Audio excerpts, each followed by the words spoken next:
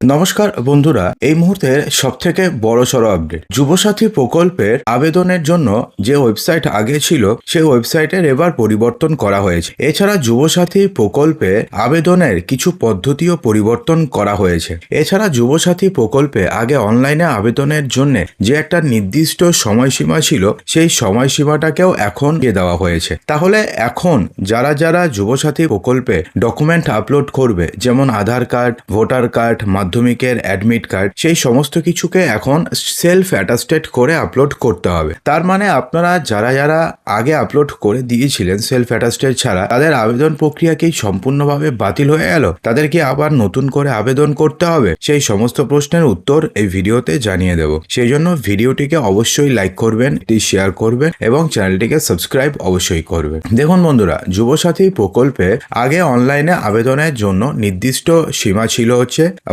যখন লাইন শেষ হয়ে যাবে, অর্থাৎ অফলাইনে আবেদনের পরে, অর্থাৎ ধরুন মোটামুটি সন্ধ্যা 7টা থেকে সকাল 9টা পর্যন্ত আগে যুবসাথী প্রকল্পে অনলাইনে আবেদন করা যাচ্ছিল। এর ফলে অনেকের অসুবিধা হচ্ছিল, তার কারণ তারা যখন বিকেলে আবেদন করতে যাচ্ছে তখন সার্ভার ক্র্যাশ হয়ে যাচ্ছে। অনেকে 2বার 3বারের পরেও আবেদন তাদের অ্যাকসেপ্ট হচ্ছে না, অনেকে ঠিকঠাকভাবে ডকুমেন্ট আপলোড করতে পারছে না, এমন একটা সমস্যা হয়েছে। এছাড়া আরও তারা কেন মেইনলি এই টাইমটা করেছে, তার কারণ যেহেতু দিনের বেলায় এত লোক অফলাইনে তারা ডকুমেন্ট দিচ্ছে বা অফলাইনে তারা ফর্ম জমা করছে, তাদেরটাও সার্ভারে আপলোড করতে হচ্ছে। অর্থাৎ একদিকে যদি সার্ভারে আপলোড করে তারা, অর্থাৎ যে অফলাইনে যারা রয়েছে এবং অনলাইনে দুটো যদি একসঙ্গে হয়, সেক্ষেত্রেও সার্ভার ক্র্যাশ হতে পারে। তো সে কারণে আগে দুটোকে আলাদা করা হয়েছিল। কিন্তু এবার থেকে এখন নতুন নিয়ম অনুযায়ী আপনি দিনের যে কোনো সময়, এখন আর সন্ধ্যা 7টার পরে অথবা সকাল 10টার আগে এমন কোনো ব্যাপার নয়, আপনি দিনের যে কোনো সময়তে আপনি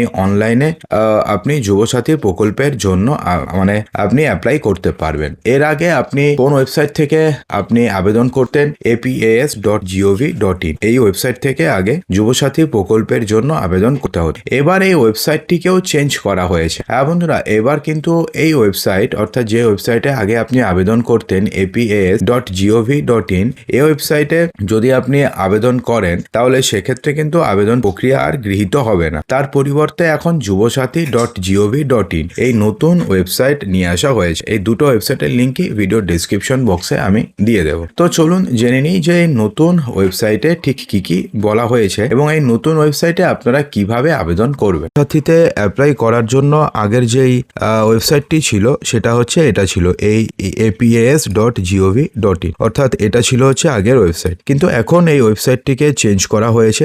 তার পরিবর্তে এখন বাংলার যুবসাথী.gov.in এই নতুন ওয়েবসাইট খোলা হয়েছে। দেখুন, তার পরিবর্তে এই নতুন ওয়েবসাইট যুবসাথী.wb.gov.in এই নতুন ওয়েবসাইটটি খোলা হয়েছে। ঠিক আছে, তো এই ওয়েবসাইটটি খুললাম। তো ওয়েবসাইটটিতে যদি আমরা ক্লিক করি তাহলে সেক্ষেত্রে দেখুন, সেক্ষেত্রে না এই ওয়েবসাইটটি খুলে যাবে। দেখুন এক্ষেত্রে কি কি অপশন রয়েছে। প্রথম অপশন রয়েছে ডাউনলোড সিস্টেম গাইড, অর্থাৎ কিভাবে আপনি আবেদন করবেন সেটা আপনি এখানে ডাউনলোড করলে আপনি দেখতে পারবেন। তারপর অ্যাপ্লাই অনলাইন, সেটা আমরা অন্য সময় দেখিয়ে দেবো যে কিভাবে আপনারা অনলাইনে আবেদন করতে পারবেন। যদি আপনারা এখন এতদিন পর্যন্ত করে থাকেন তাহলে তো হয়ে গেছে, আর যদি আপনারা জানতে চান তাহলে কমেন্ট বক্সে জানাবেন, তাহলে আমরা এখান থেকে জানিয়ে দেবো। এরপরে হচ্ছে চেক স্ট্যাটাস, অর্থাৎ স্ট্যাটাস কি রয়েছে। আপনি তো আবেদন করেছেন, সেটা স্ট্যাটাস কি রয়েছে, সেটা কি অ্যাকসেপ্টেড হয়েছে নাকি সেটা কোনো কারণে রিজেক্ট হয়েছে, সেটা আপনি এখান থেকে চেক করতে পারবেন। তো সেটাও আমরা দেখিয়ে দেবো। এখন দেখুন, তো এক্ষেত্রে কি বলেছে দেখুন, এক্ষেত্রে কিন্তু এখানে বলে দিয়েছে মাধ্যমিক আর equivalent admit card self attested. এক্ষেত্রে মাধ্যমিক অথবা ইকুইভ্যালেন্ট যে কোনো পরীক্ষার অ্যাডমিট কার্ড, সেটাকে আগে যেমন নর্মালি সেক্ষেত্রে স্ক্যান করে আপলোড করতে হতো, কিন্তু এবার থেকে শুধুমাত্র স্ক্যান করে আপলোড করলে কিন্তু আপনাদের আবেদন ফর্ম ক্যান্সেল হয়ে যাবে। তো সেক্ষেত্রে আপনি অবশ্যই অ্যাটাস্টেড করে নেবেন। তো সেলফ অ্যাটাস্টেড তো আপনি আর নিশ্চয়ই মাধ্যমিকের অ্যাডমিটের মধ্যে সেলফ অ্যাটাস্টেড লিখে সই করে তো আর স্ক্যান করবেন না। তো তার জন্য আপনাকে কি করতে হবে, প্রথমে ওটাকে আপনি জেরক্স করবেন, জেরক্স করে সেলফ অ্যাটাস্টেড লিখবেন। সেলফ অ্যাটাস্টেড বানানটা দেখে নিন, SELFATTESTED, সেলফ অ্যাটাস্টেড জাস্ট এরকম ভাবে লিখবেন, এক্ষেত্রে আপনার সই করে দেবেন, হয়ে যাবে। সেটাকে স্ক্যান করে আপলোড করে দেবেন।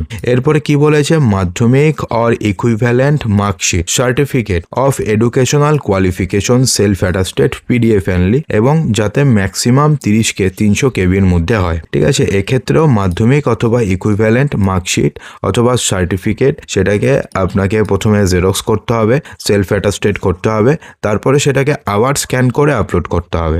এরপরে কপি অফ আধার কার্ড, সেটাকেও আপনাকে সেলফ অ্যাটাস্টেডই করতে হবে। কপি অফ ভোটার কার্ড, অনেকেই কিন্তু প্রশ্ন করছিলেন যে ভোটার কার্ড কি লাগবে। হ্যাঁ বন্ধুরা, যেহেতু এই আবেদন প্রক্রিয়াটি হচ্ছে 21 বছরের থেকে 40 বছরের মধ্যে, তো সেই কারণে 21 বছরের সবার তো ভোটার কার্ড থাকারই কথা, তো সেক্ষেত্রে ভোটার কার্ড লাগবেই লাগবে।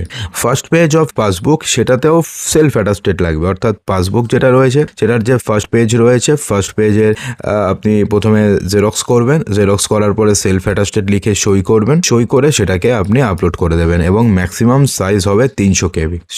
SC ST অথবা OBC সার্টিফিকেটের জন্য সেম নিয়ম রয়েছে, অর্থাৎ এক্ষেত্রেও আপনাকে সেলফ অ্যাটাস্টেডই করতে হবে। কিন্তু যে আপনাদের যে ছবি এটা রয়েছে প্রেজেন্ট বা recent passport size photo JPG or PNG only, যেটার সাইজ হবে হচ্ছে ম্যাক্সিমাম 50 KB, সেক্ষেত্রে কিন্তু আপনাকে কোনো সিগনেচার করতে হবে না। এটা জাস্ট আপনি ছবি তুলবেন 50 KB এর মধ্যে, পিছনে ব্যাকগ্রাউন্ড আপনি হোয়াইটই রাখার চেষ্টা করবেন অথবা সলিড কালার লাগবেন, যে কোনো একটা কালার রেখে তো সেটাকে আপনি আপলোড করে দেবেন ডাইরেক্ট। সেক্ষেত্রে আপনাকে কোনো সই বা কিছু সেলফ অ্যাটাস্টেড করার দরকার পড়বে না। সিগনেচার অফ দ্য অ্যাপ্লিক্যান্ট, সেটা তো নর্মালি সিগনেচার করবেন, আপলোড করবেন, স্ক্যান করবেন, আপলোড করবেন, ম্যাক্সিমাম সাইজ হতে হবে হচ্ছে 50 KB।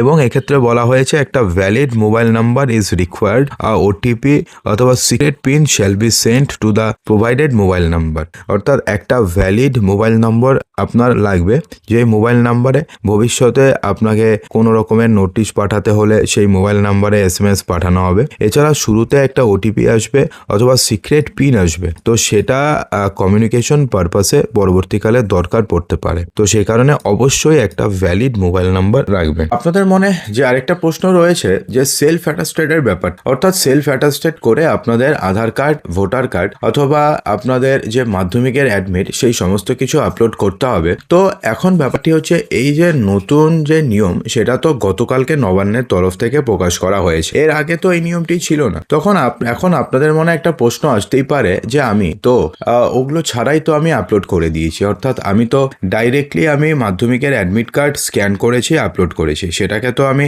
সেলফ অ্যাটাস্টেড করিনি, তাহলে কি আমাদের আবেদন ফর্ম বাতিল হয়ে যাবে? দেখুন বন্ধুরা, তার উত্তর হচ্ছে একদমই নয়। তার কারণ যখন আপনি আপলোড করেছেন, অর্থাৎ আজকের থেকে 2-3 দিন আগে, তখন তো এই নিয়মটি ছিল না, অর্থাৎ এই নিয়মটি তো নতুন আনা হয়েছে। তো সে কারণে আপনি যদি সেলফ অ্যাটাস্টেড ছাড়াও যদি আপনি আপলোড করে থাকেন, তাহলে সেক্ষেত্রেও আপনাদের ফর্ম বাতিল হবে না। কিন্তু আজকের পরে আপনি যদি নতুন করে আপলোড করেন এবং যদি আপনি সেলফ অ্যাটাস্টেড ছাড়া আপলোড করেন, তাহলে সেক্ষেত্রে আপনাদের অ্যাপ্লিকেশন ফর্ম কিন্তু বাতিল হয়ে যাবে। তার কারণ গতকাল থেকে এই নতুন নিয়মটি অ্যাপ্লিকেবল হয়েছে, যে অনলাইনে আপলোডের ক্ষেত্রে একে তো ওয়েবসাইট চেঞ্জ করা হয়েছে, আর দুয়ে আপনি যদি অনলাইনে আপলোড করেন তো স্ক্যান করবেন, স্ক্যান করে সেখানে সেলফ অ্যাটাস্টেড লিখবেন। দেখুন, সেলফ অ্যাটাস্টেড তো কিছুই না, সেলফ অ্যাটাস্টেড লিখবেন, লিখে সিগনেচার করবেন, তার নিচে আপনি ডেট লিখে দেবেন, তারপরে ওটাকে আপনি স্ক্যান করবেন। এতদিন পর্যন্ত সবাই কি করছিল, ডাইরেক্ট মাধ্যমিকের অ্যাডমিট স্ক্যান করছিল, স্ক্যান করে আপলোড করে দিচ্ছিল। এখন সেটাকে প্রথমে জেরক্স করতে হবে, জেরক্স করে সেখানে সেলফ অ্যাটাস্টেড লিখতে হবে, তারপরে সেটাকে আপনাকে স্ক্যান করে আপলোড করতে হবে। জাস্ট এতটুকুনি কাজ বাড়লো। এবং আপনাদের মধ্যে যারা এর আগে, অর্থাৎ এই নোটিশ পাবলিকেশনস এর আগে আপনারা যারা অ্যাপ্লাই করেছেন, তাদের ক্ষেত্রে এই নতুন নিয়মটি অ্যাপ্লিকেবল হচ্ছে না, অর্থাৎ তারা যেরকম ভাবে তারা আবেদন করেছিল সেরকম ভাবে তাদের ফর্ম অ্যাকসেপ্ট হয়ে যাবে। কিন্তু কালকের পর থেকে যারা নতুন ভাবে ফর্ম ফিল আপ করবেন, তাদের জন্য সেলফ অ্যাটাস্টেড ম্যান্ডেটরি করাতেই হবে। তো বন্ধুরা, আশা করব যে ভিডিওটিতে আপনাদের সমস্ত কিছুই সঠিকভাবে বোঝাতে পেরেছি। তো ভিডিওটি ভালো লাগলে লাইক করবেন, শেয়ার করবেন এবং চ্যানেলটিকে সাবস্ক্রাইব অবশ্যই করবেন।